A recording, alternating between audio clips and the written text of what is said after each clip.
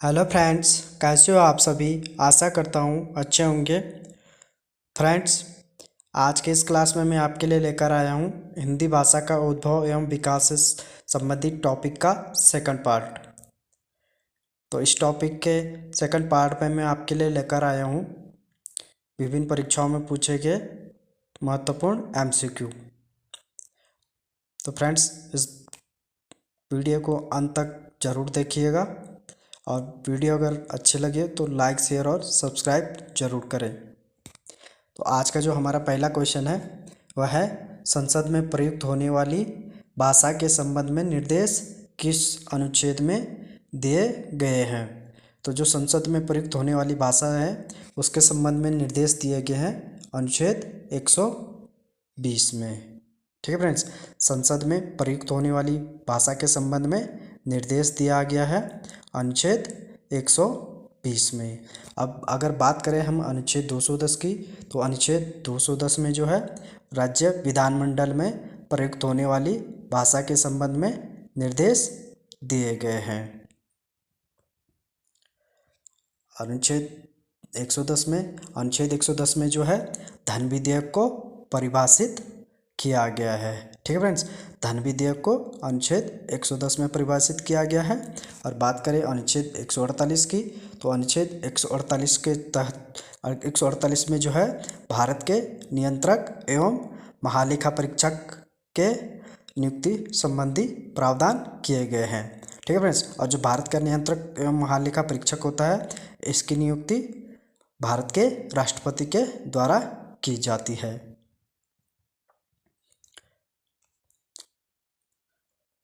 Next question है हमारा, किस अनुच्छेद के तहत संघ की राजभाषा हिंदी और लिपि देवनागरी होगी। तो अनुच्छेद 343 में यह प्रावधान किया गया है कि संघ की राजभाषा हिंदी और लिपि देवनागरी होगी। ठीक है फ्रेंड्स, तो अनुच्छेद 343 में प्रावधान किया गया है संघ की राजभाषा हिंदी और लिपि देवनागरी होगी। बात करें अनुच्छेद 344 की, तो अनुच्छेद 344 में राजभाषा आयोग के गठन का प्रावधान किया गया है।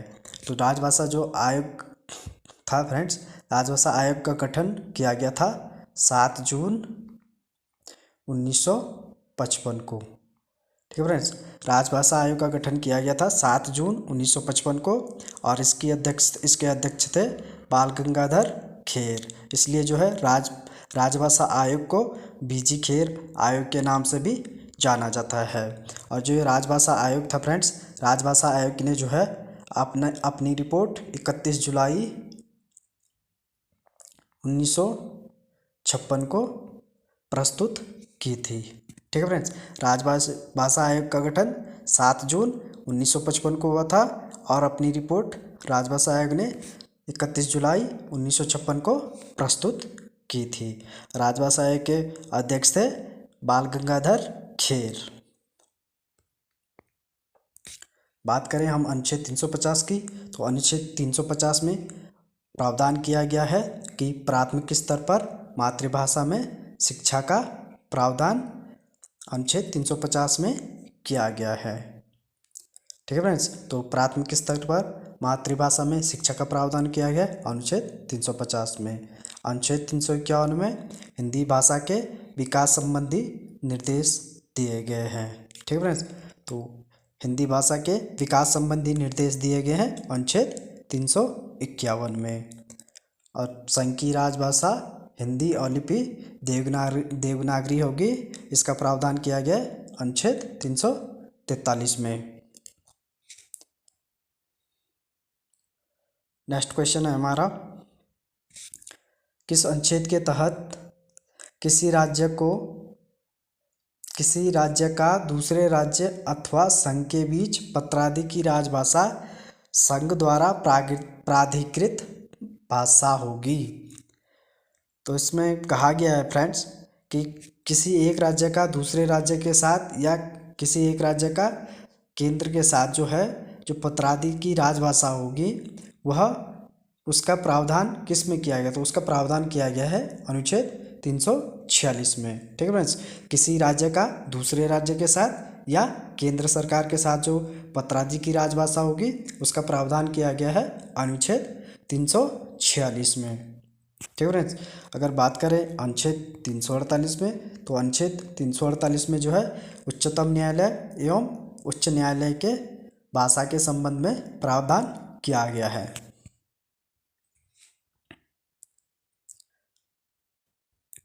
नेक्स्ट क्वेश्चन है हमारा, किस अनुच्छेद में यह प्रावधान किया गया है कि जब तक संसद विधि द्वारा उपबंध न करे तब तक संघ एवं राज्यों के स्तर पर सभी विधेयकों, अधिनियमों, विनियमों, नियमों, आदेशों, अध्यादेशों आदि के प्राधिकृत पाठ अंग्रेजी भाषा में ही होंगे।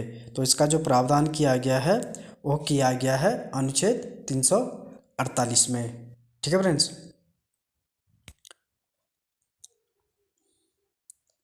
नेक्स्ट क्वेश्चन है हमारा, किस अनुच्छेद में भाषाई अल्पसंख्यक वर्गों के बच्चों की प्राथमिक शिक्षा उनकी मातृभाषा में दिए जाने का उपबंध किया गया है।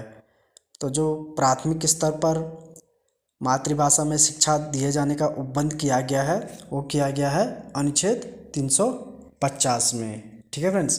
प्राथमिक स्तर पर मातृभाषा में शिक्षा दिए जाने का उपबंध किया गया है अनुच्छेद 350 में। अनुच्छेद 344 में राजभाषा आयोग के गठन का प्रावधान किया गया है। अनुच्छेद 343 में यह प्रावधान किया गया है कि संघ की राजभाषा हिंदी और लिपि देवनागरी होगी। अनुच्छेद 351 में हिंदी भाषा के विकास के निर्देश दिए गए हैं। नेक्स्ट क्वेश्चन है हमारा, भारतीय संविधान की 8वीं अनुसूची में प्रारंभ में कितनी भाषाओं को जोड़ा गया था। तो जो भारतीय संविधान के जब भारतीय संविधान बना था उस समय 8वीं अनुसूची में जो है 14 भाषाओं को जोड़ा गया था। ठीक है फ्रेंड्स। भारतीय संविधान में जो है आरंभ में जो है 8वीं अनुसूची में 14 भाषाओं को जोड़ा गया था। अगर बात करें वर्तमान समय की, तो वर्तमान समय में भारतीय संविधान की 8वीं अनुसूची में 22 भाषाएं हैं।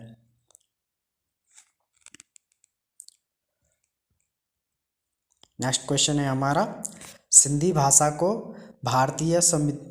भाषा को संविधान की 8वीं अनुसूची में कब शामिल किया गया था। तो जो सिंधी भाषा है, सिंधी भाषा को जो है 21वें संविधान संशोधन 1967 के द्वारा जो है 8वीं अनुसूची में शामिल किया गया था। ठीक है फ्रेंड्स। जो सिंधी भाषा है, सिंधी भाषा को 21वें संविधान संशोधन 1967 के द्वारा 8वीं अनुसूची में शामिल किया गया था। अगर बात करें हम 10वें संविधान संशोधन 1961 की, तो 10वें संविधान संशोधन 1961 के द्वारा जो है फ्रेंड्स, जो दादर एवं नागर हवेली केंद्र शासित प्रदेश है उनको जो है भारत में जोड़ा गया था। ठीक है फ्रेंड्स। 10वें संविधान संशोधन 1961 के द्वारा दादर एवं नागर हवेली जो केंद्र शासित प्रदेश है उनको भारत में जोड़ा गया था। बात करें 12वें संविधान संशोधन की, तो 12वें संविधान संशोधन के द्वारा जो है गोवा, दमन व दीव जो केंद्र शासित प्रदेश है इनको जो है भारत में जोड़ा गया था। ठीक है फ्रेंड्स। 10वें संविधान संशोधन 1961 के द्वारा दादर एवं नागर हवेली केंद्र शासित प्रदेश को भारत में जोड़ा गया था।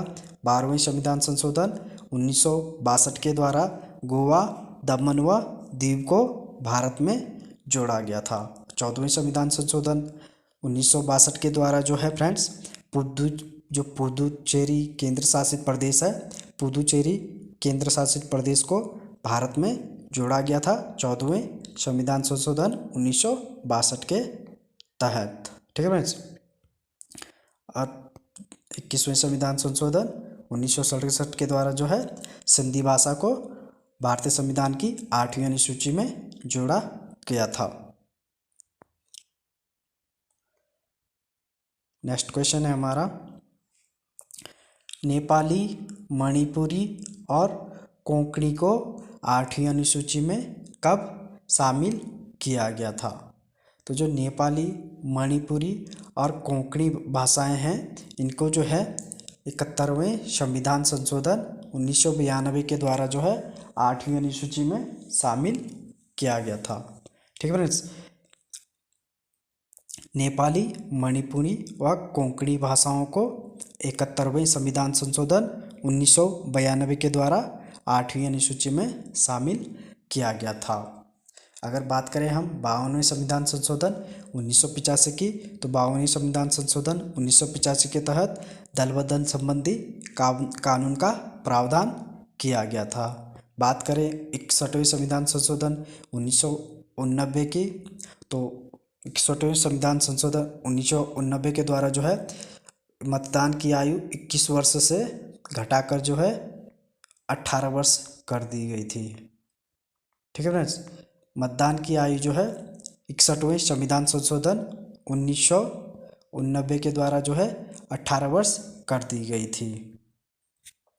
बात करें 73वें संविधान संशोधन 1992 की, तो 73वें संविधान संशोधन के द्वारा जो है फ्रेंड्स पंचायत राज व्यवस्था का प्रावधान किया गया था।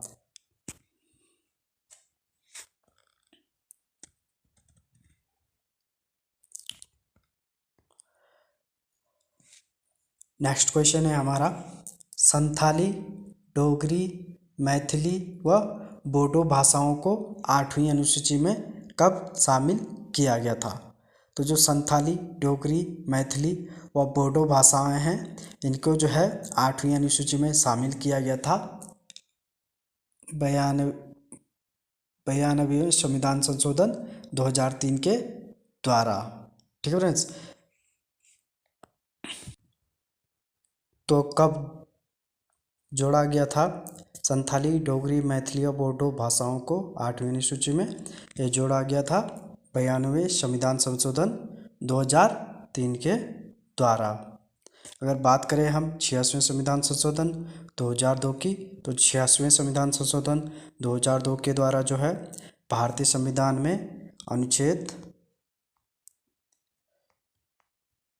21 क को जोड़ा गया था। ठीक है फ्रेंड्स, 86वें संविधान संशोधन 2002 के द्वारा भारतीय संविधान में अनुच्छेद 21 क को जोड़ा गया था और इस 86वें संविधान संशोधन 2002 के द्वारा जो है शिक्षा के अधिकार को मौलिक अधिकार का दर्जा दिया गया था। ठीक है फ्रेंड्स, और 6 से 14 वर्ष तक के बच्चों के लिए निःशुल्क शिक्षा का प्रावधान किया गया था।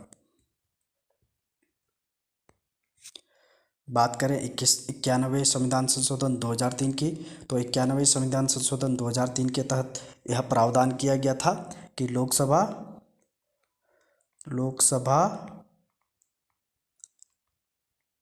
व राज्य विधानसभा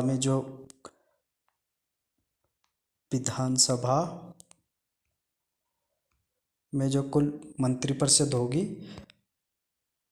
वह जो है उसमें जो है कुल लोकसभा सदस्यों और विधानसभा सदस्यों के कुल 15% से अधिक नहीं होगी। ठीक है, 91वें संविधान संशोधन 2003 के द्वारा प्रावधान किया गया था कि जो लोकसभा और राज्य विधानसभा जो में मंत्रिपरिषद की सदस्य संख्या होगी, वह कुल सदस्य संख्या का 15% से अधिक नहीं होगी। बात करें 44वें संविधान संशोधन 1978 की, तो 44वें संविधान संशोधन 1978 के द्वारा जो है जो संपत्ति का अधिकार था फ्रेंड्स, इसको जो है मौलिक अधिकार से हटा करके जो है इसको विधिक अधिकार का दर्जा दिया गया था। ठीक है फ्रेंड्स, 44वें संविधान संशोधन 1978 के द्वारा जो संपत्ति का जो अधिकार था उसको मौलिक अधिकार का दर्जा खत्म करके उसको जो है विधिक अधिकार का दर्जा दिया गया था। और 92वें संविधान संशोधन 2003 के द्वारा जो है संथाली, डोगरी, मैथिली और बोडो भाषाओं को 8वीं अनुसूची में शामिल किया गया था। इनको जो है आप इस तरह से भी याद रख सकते हो, ये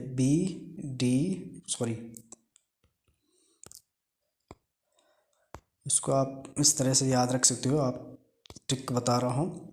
SDMB।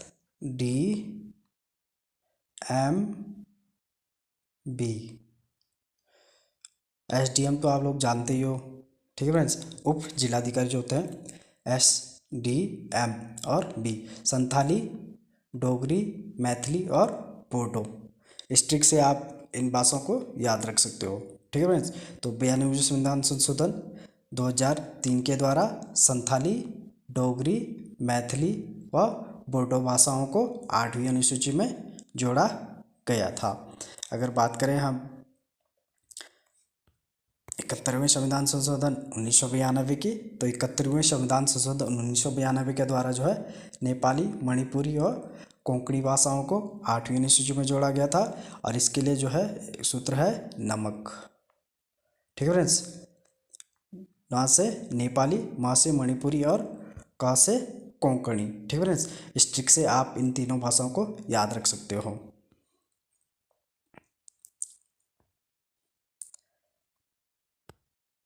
नेक्स्ट क्वेश्चन है हमारा, राजभाषा आयोग का गठन कब किया गया था?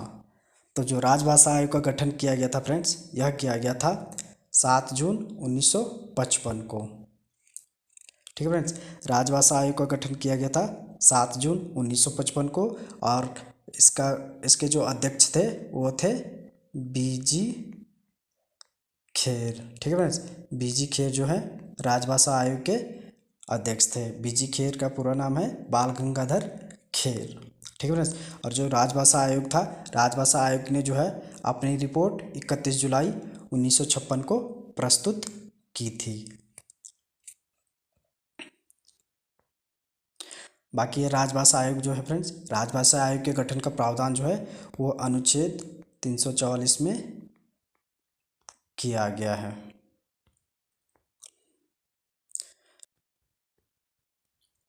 नेक्स्ट क्वेश्चन है हमारा, निम्नलिखित में से कौन सा तथ्य राजभाषा आयोग के प्रतिवेदन में शामिल था? तो जो राजभाषा आयोग के द्वारा जो अपनी रिपोर्ट प्रस्तुत की गई थी 31 जुलाई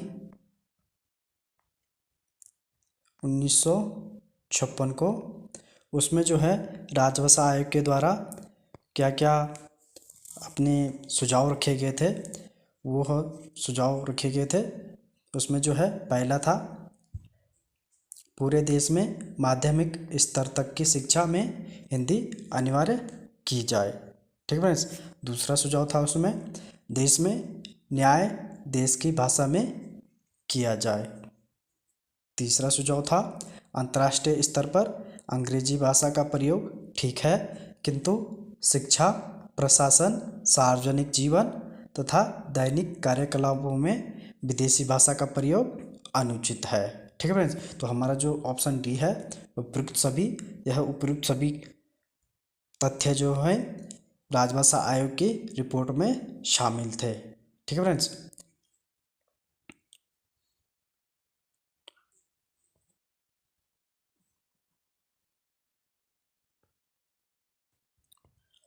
नेक्स्ट क्वेश्चन है हमारा, संसदीय राजभाषा समिति का गठन कब किया गया था? तो जो संसदीय राजभाषा समिति का गठन किया गया था वह किया गया था 16 नवंबर 1957 ईस्वी को। और संसदीय राजभाषा समिति के जो अध्यक्ष थे वो थे जीबी पंत, यानी कि गोविंद बल्लभ पंत, ठीक है फ्रेंड्स। गोविंद बल्लभ पंत जी जो हैं संसदीय राजभाषा समिति के अध्यक्ष थे। और 16 नवंबर 1957 को संसदीय राजभाषा समिति का गठन किया गया था, ठीक है फ्रेंड्स। जो संसदीय राजभाषा समिति थी फ्रेंड्स, इसमें जो है कुल 30 सदस्य थे। 20 सदस्य इसमें से लोकसभा से थे और 10 सदस्य थे राज्यसभा से, ठीक है फ्रेंड्स। संसदीय राजभाषा समिति का गठन 16 नवंबर 1957 को गोविंद बल्लभ पंत की अध्यक्षता में किया गया था। और संसदीय राजभाषा समिति में 30 सदस्य थे, 20 सदस्य लोकसभा के थे और 10 सदस्य थे राज्यसभा के, ठीक है फ्रेंड्स। और जो संसदीय राजभाषा समिति थी, इसने जो है अपनी रिपोर्ट 8 फरवरी 1959 ईस्वी को प्रस्तुत की थी। ठीक है फ्रेंड्स। संसदीय राजभाषा समिति ने 8 फरवरी 1959 ईस्वी को अपनी रिपोर्ट प्रस्तुत की थी और गठन किया गया था 16 नवंबर 1957 ईस्वी को। नेक्स्ट क्वेश्चन है हमारा, निम्नलिखित में से कौन सा ही सुमेलित नहीं है। तो यहाँ पे संस्थाएं दी गई हैं और उनका स्थापना वर्ष दिया गया है। तो पहला दिया गया है हमारे यहाँ पे साहित्य अकादमी। साहित्य अकादमी की स्थापना होती है 1954 में, यह बिल्कुल सही है। दूसरा दिया गया है all India radio. All India radio की स्थापना होती है 1936 में, यह भी सही दिया है। ऑल इंडिया रेडियो को जो है फ्रेंड्स 1957 में आकाशवाणी नाम दिया जाता है। आकाशवाणी नाम दिया जाता है और यह नाम दिया जाता है गोविंद वल्लभ पंत जी के सिफारिश पर। ठीक है फ्रेंड्स। ऑल इंडिया रेडियो की स्थापना 1936 में होती है और ऑल इंडिया रेडियो को 1957 में आकाशवाणी नाम दिया जाता है गोविंद वल्लभ पंत जी के सिफारिश पर। नेक्स्ट दिया है national book trust. National book trust की स्थापना 1957 में होती है नई दिल्ली में। ठीक है फ्रेंड्स, यह भी बिल्कुल सही है। नेक्स्ट दिया है केंद्रीय हिंदी निदेशालय। केंद्रीय हिंदी निदेशालय 1961 दिया है, यह गलत है। केंद्रीय हिंदी निदेशालय की स्थापना होती है 1960 में नई दिल्ली में। ठीक है फ्रेंड्स। अगर बात करें हम केंद्रीय हिंदी संस्थान की, तो केंद्रीय हिंदी संस्थान की स्थापना होती है 1961 में। ठीक है फ्रेंड्स। केंद्रीय हिंदी संस्थान की स्थापना होती है 1961 में और यहाँ पे दिया गया है केंद्रीय हिंदी निदेशालय। तो केंद्रीय हिंदी निदेशालय की स्थापना होती है 1960 में। ठीक है फ्रेंड्स। 1961 में जो है केंद्रीय हिंदी संस्थान की स्थापना होती है आगरा में और केंद्रीय हिंदी निदेशालय की स्थापना होती है 1960 में नई दिल्ली में। नेक्स्ट क्वेश्चन है हमारा, निम्नलिखित में से कौन सी बोली पश्चिमी हिंदी की बोली नहीं है। तो यहाँ पे 4 बोलियाँ दी गई हैं हिंदी की, इनमें से कौन सी पश्चिमी की हिंदी की बोली नहीं है। तो इनमें जो पश्चिमी हिंदी की बोली नहीं है यहाँ पर वह है बघेली। वह है बघेली। ठीक है फ्रेंड्स। बघेली बोली जो है यह पूर्वी हिंदी की बोली है। बाकी जो यह है पांगरू, बुंदेली और कन्नौजी जो है यह पश्चिमी हिंदी की बोलियां हैं। इसके अलावा इनके अलावा जो है पश्चिमी हिंदी की बोलियां हैं ब्रजभाषा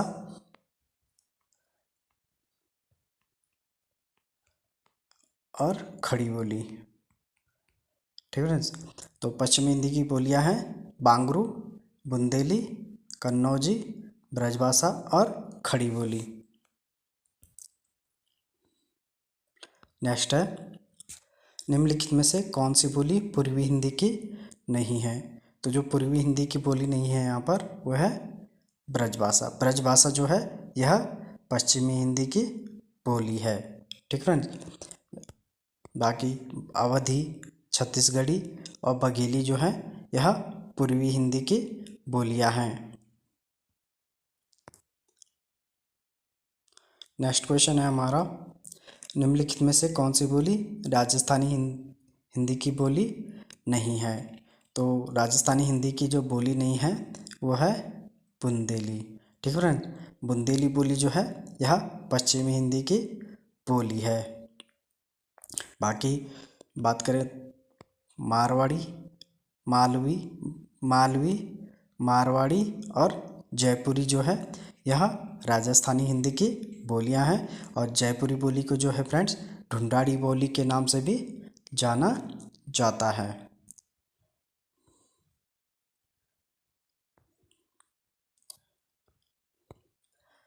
नेक्स्ट क्वेश्चन है, निम्नलिखित में से कौन सी बोली बिहारी हिंदी की बोली नहीं है। तो बिहारी हिंदी की बोली जो इसमें नहीं है वह है अवधी बोली। ठीक फ्रेंड्स। अवधी बोली जो है यह पूर्वी हिंदी की बोली है। बाकी मैथिली, मगही और भोजपुरी जो है यह बिहारी हिंदी की बोलियां हैं।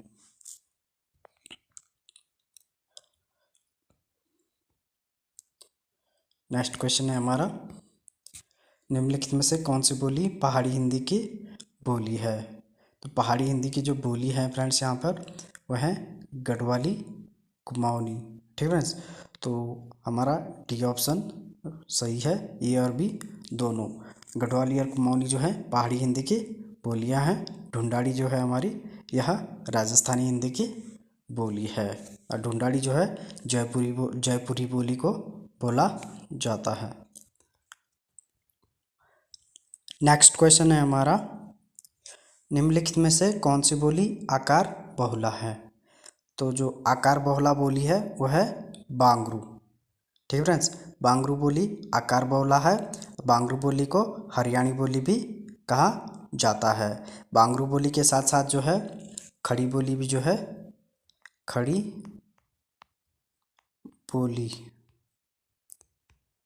बोली भी जो है यह भी आकार बहुला बोली है। ठीक है फ्रेंड्स, तो बांगरू बोली और खड़ी बोली जो है आकार बहुला बोलियां हैं। ठीक है फ्रेंड्स, और बुंदेली, कन्नौजी और ब्रजभाषा जो हैं यह ओकार बहुला बोलियां हैं।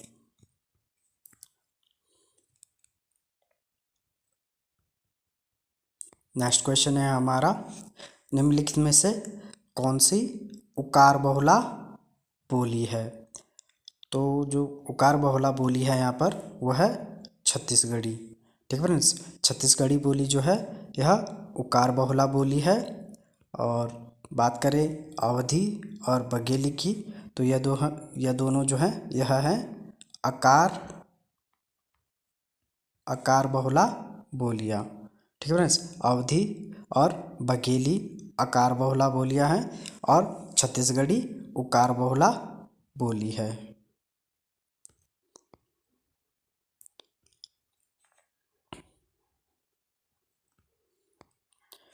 नेक्स्ट है हमारा, निम्नलिखित में से कौन सी बोली इकार बहुला है?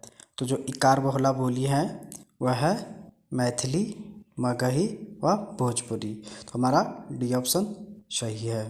ठीक फ्रेंड्स, इकार बहुला बोलियां हैं मैथिली, मगही और भोजपुरी। यह तीनों ही बोलियां जो हैं, यह तीनों ही बोलियां बिहारी हिंदी की बोलियां हैं और यह तीनों ही जो हैं इकार बहुला बोलियां हैं।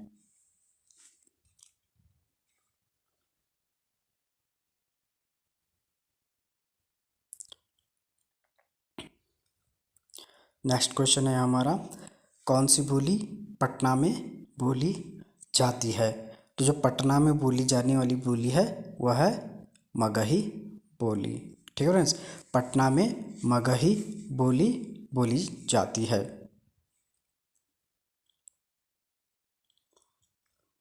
नेक्स्ट क्वेश्चन है हमारा, निम्नलिखित में से कौन सी बोली आगरा में बोली जाती है? तो जो आगरा में बोली जाने वाली बोली है वह है ब्रजभाषा। ठीक है फ्रेंड्स, आगरा में ब्रजभाषा बोली जाती है।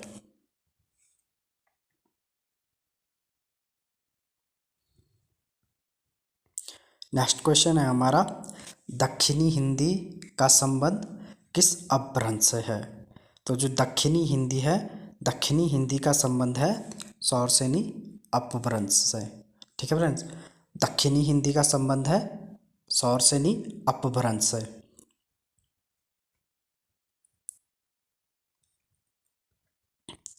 नेक्स्ट क्वेश्चन है हमारा, कौन सी बोली दिल्ली और मेरठ के आसपास बोली जाती है? तो दिल्ली और मेरठ के आसपास बोली जाने वाली बोली है खड़ी बोली। ठीक है फ्रेंड्स, दिल्ली और मेरठ के आसपास खड़ी बोली जाती है। नेक्स्ट क्वेश्चन है हमारा, देवनागरी लिपि का सर्वप्रथम प्रयोग गुजरात के किस राजा के शिलालेख में मिलता है? तो जो देवनागरी लिपि का सर्वप्रथम प्रयोग मिलता है वह मिलता है गुजरात के राजा जयभट्ट के शिलालेख में। ठीक है फ्रेंड्स, देवनागरी लिपि का सर्वप्रथम प्रयोग मिलता है गुजरात के राजा जयभट्ट के शिलालेख में। नेक्स्ट क्वेश्चन है हमारा, देवनागरी लिपि को लोकनागरी नाम किसने दिया था? तो जो देवनागरी लिपि है, देवनागरी लिपि को लोकनागरी नाम दिया था आचार्य विनोबा भावे ने। ठीक है फ्रेंड्स, देवनागरी लिपि को लोकनागरी नाम दिया था विनोबा भावे ने।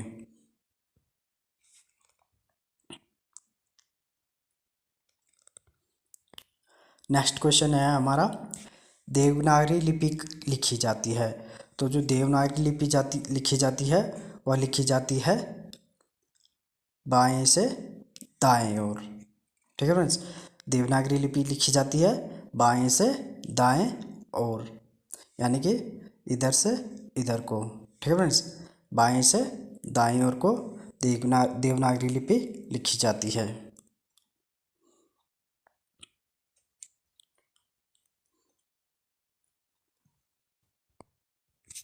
नेक्स्ट क्वेश्चन है हमारा, पंचमाक्षर के स्थान पर अनुस्वार के प्रयोग का सुझाव किसने दिया था। तो जो पंचमाक्षर के स्थान पर अनुस्वार के प्रयोग का सुझाव दिया था वह दिया था श्याम सुंदर दास ने। ठीक है फ्रेंड्स, पंचमाक्षर के स्थान पर अनुस्वार के प्रयोग का सुझाव दिया था श्याम सुंदर दास ने। पंचमाक्षर आप जानते होंगे, पंचमाक्षर प्रत्येक जो हमारे स्पर्शी व्यंजन है, स्पर्शी व्यंजन का प्रत्येक वर्ग का जो पांचवा वर्ण है, जैसे क वर्ग का हमारा है ड़, च वर्ग का है य, ट वर्ग का है ण, त वर्ग का है न और फ वर्ग का है म। ठीक है फ्रेंड्स, ये पांचों वर्ण जो है हमारे यह पंचमाक्षर के अंतर्गत आते हैं। ठीक है फ्रेंड्स, तो पंचमाक्षर के स्थान पर अनुस्वार के प्रयोग का सुझाव दिया था श्याम सुंदर दास ने। नेक्स्ट क्वेश्चन है हमारा, 12 खड़ी मात्रा व्यवस्था, अनुस्वार व अनुनासिक से संबंधित महत्वपूर्ण सुझाव किसकी अध्यक्षता में गठित समिति के द्वारा दिए गए थे। तो जो 12 खड़ी मात्रा व्यवस्था, अनुस्वार व अनुनासिक से संबंधित महत्वपूर्ण सुझाव दिए गए थे वह दिए गए थे आचार्य नरेंद्र देव की अध्यक्षता में गठित समिति के द्वारा। ठीक है फ्रेंड्स, तो 12 खड़ी मात्रा व्यवस्था, अनुस्वार व अनुनासिक से संबंधित महत्वपूर्ण सुझाव आचार्य नरेंद्र देव की अध्यक्षता में गठित समिति के द्वारा दिए गए थे। नेक्स्ट क्वेश्चन है हमारा, अरबी ध्वनि चिन्हों क, ख, ग, ज, फ के नीचे नुक्ता लगाने की व्यवस्था का आरंभ किसने किया था। तो जो अरबी ध्वनि चिन्हों के नीचे नुक्ता लगाने की व्यवस्था का आरंभ किया था वह किया था राजा शिव प्रसाद ने। ठीक है फ्रेंड्स,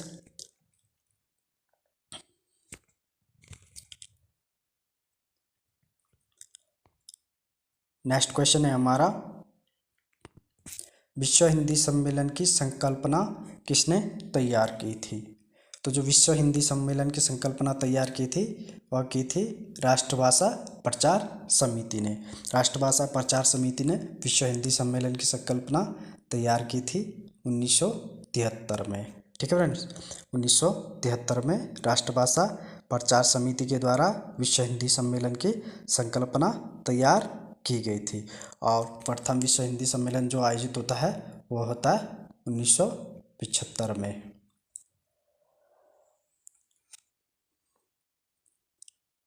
नेक्स्ट क्वेश्चन है हमारा, प्रथम विश्व हिंदी सम्मेलन कब आयोजित हुआ था।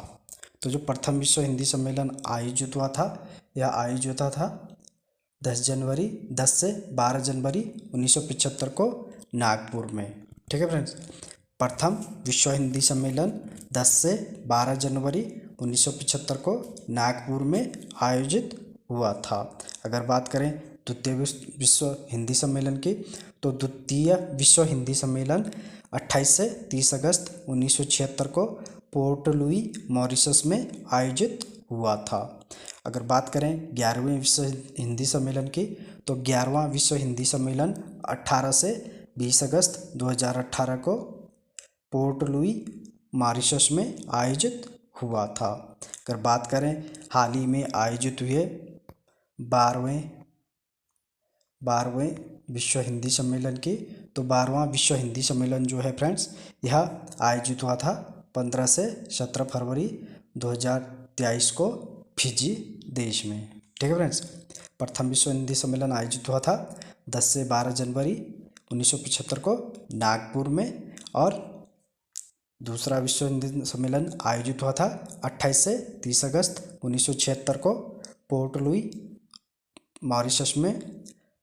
11वां विश्व हिंदी सम्मेलन आयोजित हुआ था 18 से 20 अगस्त 2018 को पोर्ट लुई मॉरिशस में, और 12वां विश्व हिंदी सम्मेलन हाल ही में आयोजित हुआ है 15 से 17 फरवरी 2023 को फिजी देश में।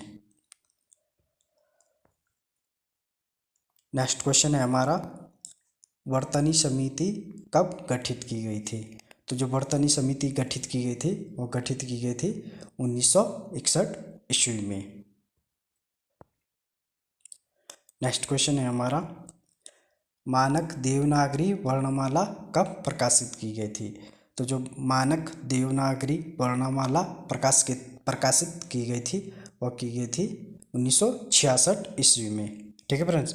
मानक देवनागरी वर्णमाला प्रकाशित की गई थी 1966 में। नेक्स्ट क्वेश्चन है हमारा, केंद्रीय हिंदी निदेशालय के द्वारा देवनागरी लिपि तथा हिंदी वर्तनी का मानकीकरण कब प्रकाशित किया गया था? तो जो केंद्रीय हिंदी निदेशालय के द्वारा जो है देवनागरी लिपि तथा हिंदी वर्तनी का मानकीकरण प्रकाशित किया गया था वो किया गया था 1983 में। ठीक है फ्रेंड्स। देवनागरी लिपि तथा हिंदी वर्तनी का मानकीकरण 1983 में प्रकाशित किया गया था।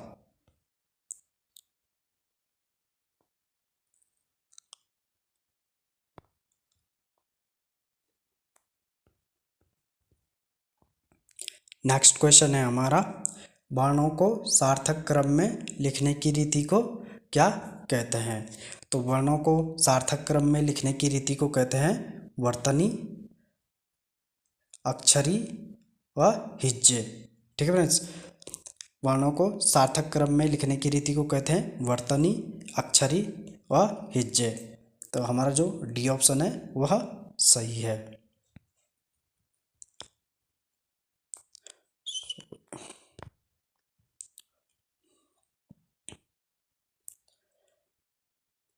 नेक्स्ट क्वेश्चन है हमारा, देवनागरी लिपि का विकास किससे माना जाता है? तो जो देवनागरी लिपि का विकास माना जाता है वह माना जाता है ब्राह्मी से। ठीक है फ्रेंड्स। देवनागरी लिपि का विकास ब्राह्मी लिपि से हुआ है। अगर बात करें फारसी लिपि की, तो फारसी लिपि जो है यह उर्दू भाषा की लिपि है। रोमन लिपि अंग्रेजी भाषा की लिपि है। सिरिलिक लिपि जो है यह रूसी भाषा की लिपि है। ठीक है फ्रेंड्स। ब्राह्मी लिपि से देवनागरी लिपि का विकास माना जाता है। फारसी लिपि उर्दू भाषा की लिपि है, रोमन लिपि है अंग्रेजी भाषा की लिपि, और सिरिलिक लिपि है रूसी भाषा की लिपि। नेक्स्ट क्वेश्चन है हमारा, नागरी लिपि सुधार समिति के संयोजक कौन थे? तो जो नागरी लिपि सुधार समिति है, नागरी लिपि सुधार समिति के संयोजक थे काका कालेलकर। ठीक है फ्रेंड्स। और नागरी लिपि सुधार समिति की स्थापना हुई थी 1935 में। ठीक है फ्रेंड्स। नागरी लिपि सुधार समिति की स्थापना 1935 में हुई थी, और नागरी लिपि सुधार समिति के संयोजक थे काका कालेलकर।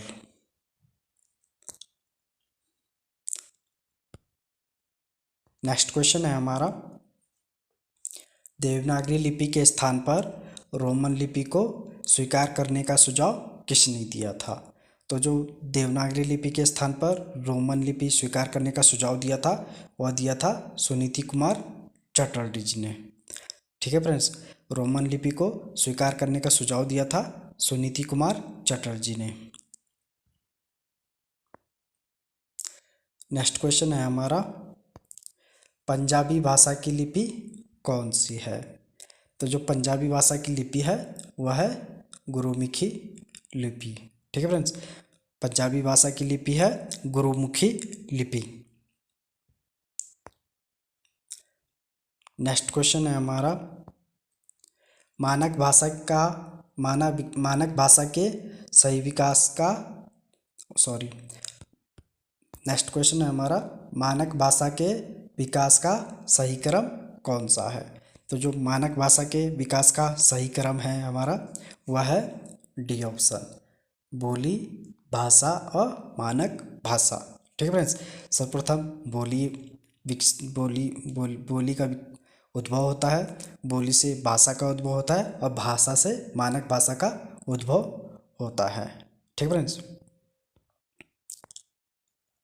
नेक्स्ट क्वेश्चन है हमारा, निम्नलिखित में से कौन सी बोली ओकार बहुला नहीं है।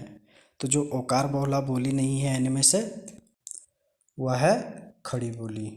ठीक है फ्रेंड्स, खड़ी बोली जो है यह आकार बहुला बोली है, आकार बहुला बोली है खड़ी बोली। बाकी जो ये ब्रजभाषा, बुंदेली और कन्नौजी है यह ओकार बहुला बोलियां हैं। ठीक है फ्रेंड्स, ब्रजभाषा, बुंदेली व कन्नौजी ओकार बहुला बोलियां हैं और खड़ी बोली जो है यह आकार बहुला बोली है। खड़ी बोली के साथ साथ बांगरू बोली जो है यह भी आकार बहुला बोली है। बांगरू बोली को हरियाणी बोली भी बोला जाता है। खड़ी बोली को गौरी बोली नाम दिया था राहुल सांकृत्यायन ने।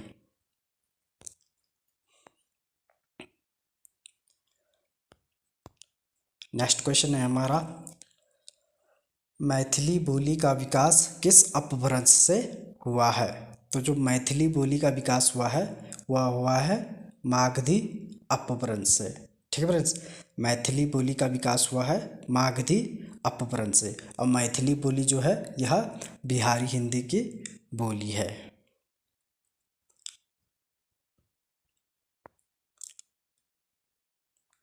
नेक्स्ट क्वेश्चन है हमारा, हिंदी भाषा के मानकीकरण का सचेत प्रयास किस पत्रिका में किया गया है। तो हिंदी भाषा के मानकीकरण का सचेत प्रयास किया गया था सरस्वती पत्रिका में। ठीक है फ्रेंड्स, जो सरस्वती पत्रिका है इसका प्रकाशन 1903 ईस्वी में प्रयागराज से शुरू हुआ था, प्रयागराज से शुरू हुआ था और इसके जो संपादक थे वह थे महावीर प्रसाद द्विवेदी। नेक्स्ट क्वेश्चन है हमारा, हिंदी भाषा किस लिपि में लिखी जाती है। तो हिंदी भाषा लिखी जाती है देवनागरी लिपि में। नेक्स्ट क्वेश्चन है हमारा, वर्तमान हिंदी का प्रचलित रूप कौन सा है। तो वर्तमान हिंदी का जो प्रचलित रूप है वह है खड़ी बोली। ठीक है फ्रेंड्स, वर्तमान हिंदी का प्रचलित रूप है खड़ी बोली। नेक्स्ट क्वेश्चन है हमारा, ग्वालियर की बोली कौन सी है। तो जो ग्वालियर की बोली है वह है बुंदेली बोली। ठीक है फ्रेंड्स, बुंदेली बोली ग्वालियर की बोली है।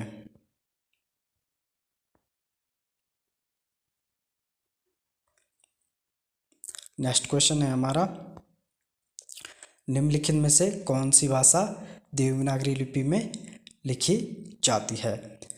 तो यह क्वेश्चन फ्रेंड्स आपका लोक सेवक के द्वारा करवाए गए हाल ही के एग्जाम में आ चुका है। तो इसका जो हमारा उत्तर है वह है मराठी। ठीक है फ्रेंड्स, मराठी जो भाषा है यह देवनागरी लिपि में लिखी जाती है।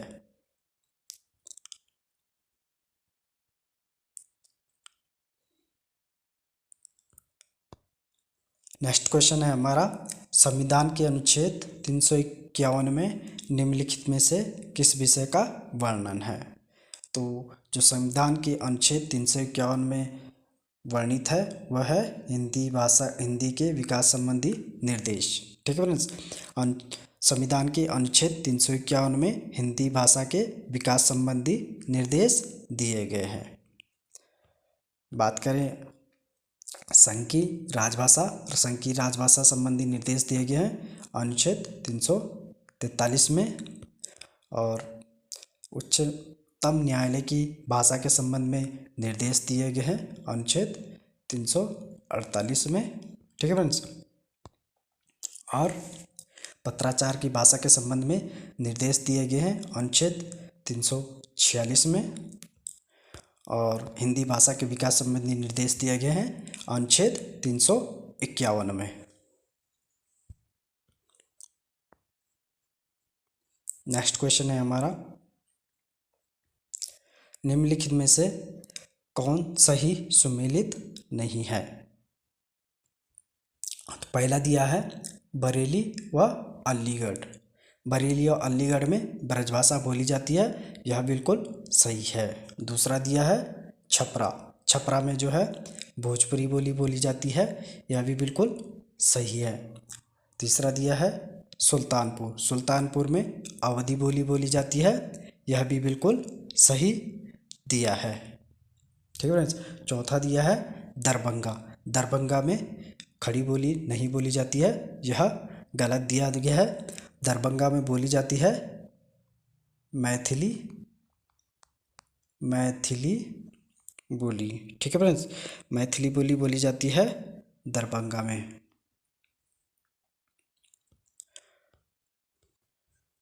तो फ्रेंड्स, ये थी हमारी आज की क्लास। इसका नेक्स्ट पार्ट हम जल्द लेकर आएंगे आपके लिए। तब तक के लिए जय हिंद, जय भारत, जय उत्तराखंड।